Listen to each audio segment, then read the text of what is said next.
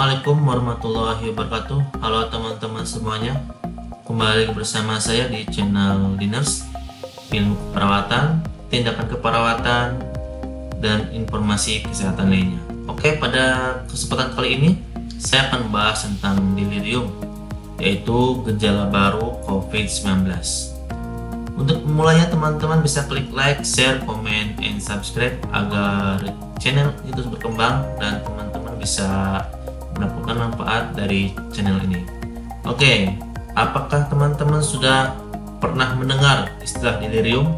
Mungkin teman-teman yang di perawatan sudah tidak asing lagi ya tentang delirium ya. Itu tentang GCS biasanya, Glasgow Coma Scale ya. Tapi ini tentang deliriumnya di gejala baru COVID-19.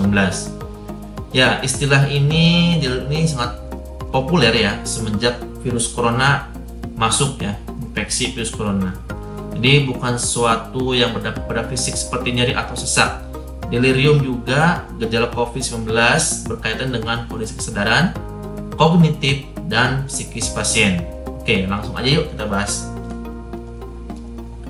Delirium tersebut merupakan salah satu gejala baru pasien virus corona yang ditemukan saat ini. Sebelumnya, gejala umum yang dirasakan pasien COVID-19 adalah kelelahan, sesak napas, batuk, sakit kepala, nyeri dada, nyeri otot, sulit berkonsentrasi, kehilangan bau dan rasa, demam, masalah pencernaan, dan mata merah.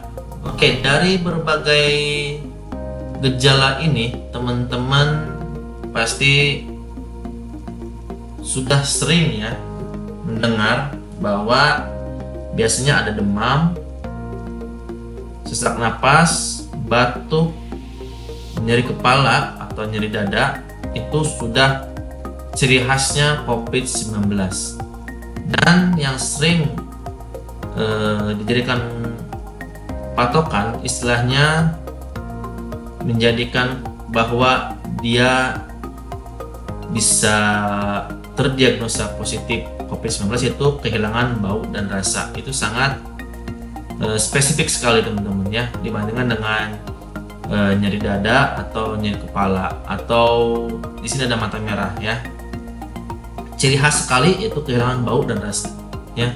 Dan di sini juga beda teman-teman, kelelahannya itu beda dibandingkan dengan kelelahan yang biasanya. Sesak napasnya juga ya, ini biasanya ada komorbidnya, apakah sesak napas, batuk, pilek, dan sebagainya ya. Oke, lanjut. Nah, apa sih delirium itu? Delirium merupakan gejala mental, jadi berhubungan dengan mental ya, psikis ya teman-teman ya, yang membuat penderitanya mengalami kebingungan berat dengan kesadaran yang berkurang. Jadi psikisnya juga terganggu nih teman-teman ya, karena mengalami kebingungan berat, bingung ya, dengan kesadaran yang berkurang.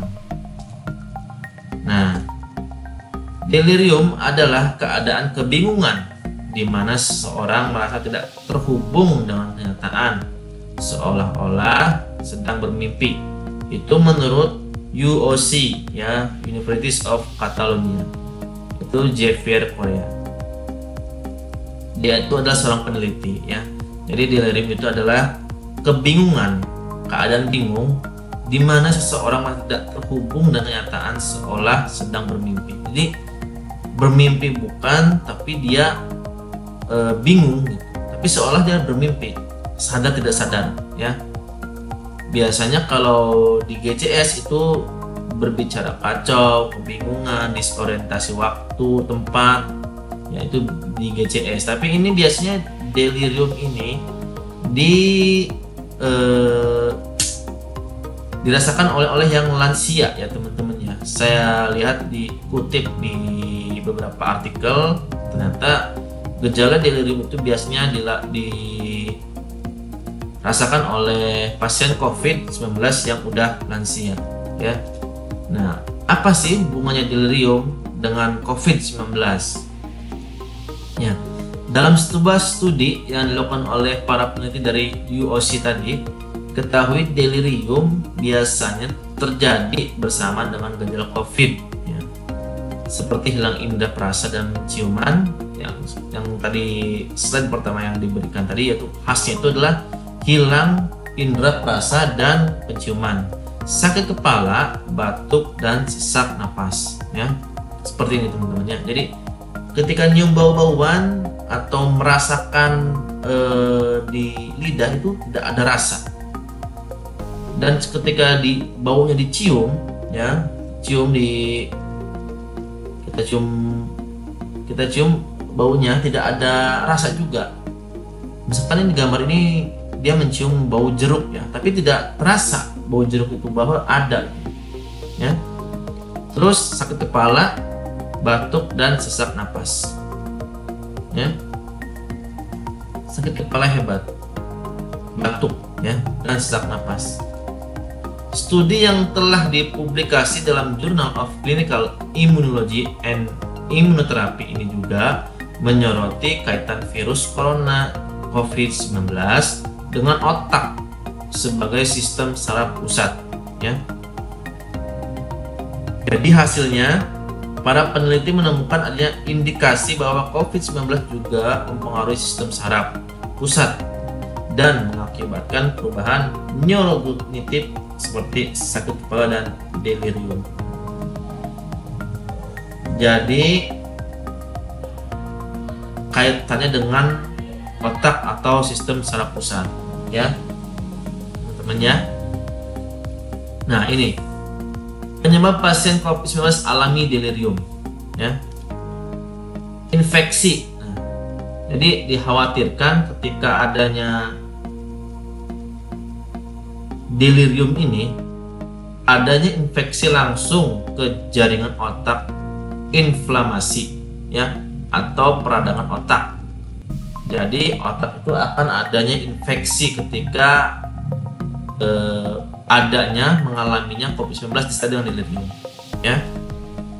Terus jaringan parenkin otak, ya. Di sini udah ada yang gambar yang hijau ini adalah parenkin, ya, parenkin spons, parenkin palisade, ya, di sini, ya. Adanya jaringan. Terus ensefalopati akibat toksin karena proses perjalanan penyakit COVID-19, ya. Jadi karena adanya racun, ya, dalam proses perjalanan COVID-19 terjadilah ensefalopati, ya. Gagal napas yang menyebabkan otak mengalami kekurangan oksigen berat, jelas, ya. Ketika adanya infeksi di otak, itu akan adanya kekurangan oksigen atau gagal napas yang menyebabkan otak mengalami kekurangan oksigen berat atau hipoksia bahasa kitanya. Jadi oksigennya tidak ada di otak itu. Sedangkan otak adalah organ yang paling penting, yaitu otak dan jantung, ya teman-teman. Mereka tidak boleh kekurangan darah atau oksigen, ya, di dalam darah, ya. Dan infeksi berat yang mempengaruhi organ-organ vital seperti tadi, jantung, otak, ginjal, paru-paru, ya. Hiperkoagulasi atau pengentalan darah yang hebat sehingga mengganggu aliran darah ke otak. Nah, kalau darahnya saja kental, ya, gimana bisa mau nyampai dengan cepat ke pembuluh-pembuluh darah yang di tepi, gitu kan, termasuk di otak. Kalau hiperkoagulasi terjadi pengentalan darah yang hebat, maka akan mengganggu aliran darah ke otak, ya. Oke, ini dikutip di CNBC, ya, Indonesia. Dia mengenal delirium, gejala baru COVID-19. Itu sulit fokus dan mudah teralihkan, ya. Suka melamun dan lamban bereaksi, daya ingat menurun, kesulitan berbicara, berhalusinasi, mudah tersinggung dan mood berubah mendadak, sering gelisah, dan kebiasaan tidur berubah, ya. Oke, jadi itulah sekilas tentang delirium, ya, yaitu gejala COVID baru, ya, dari gejala COVID-19. Nanti teman-teman kalau menemui atau menemukan gejala tersebut, langsung datang ke Fasyankes terdekat, hubungi petugas kesehatan terdekat agar tidak terjadi penularan lagi di sekitar lingkungan kita. Terus jangan lupa juga 3M, ya, memakai masker, mencuci tangan, dan menjaga jarak. Teman-teman harus waspada. Terus tingkatkan kesehatan imunitas, makan makanan bergizi, dan semoga kita selalu dalam lindungan Allah Subhanahu wa Ta'ala. Itu saja yang saya bisa sampaikan. Bila ada pertanyaan, silahkan tulis di komentar. Semoga bermanfaat, dan jangan lupa juga klik like, share, komen, subscribe Diners. Assalamualaikum warahmatullahi wabarakatuh.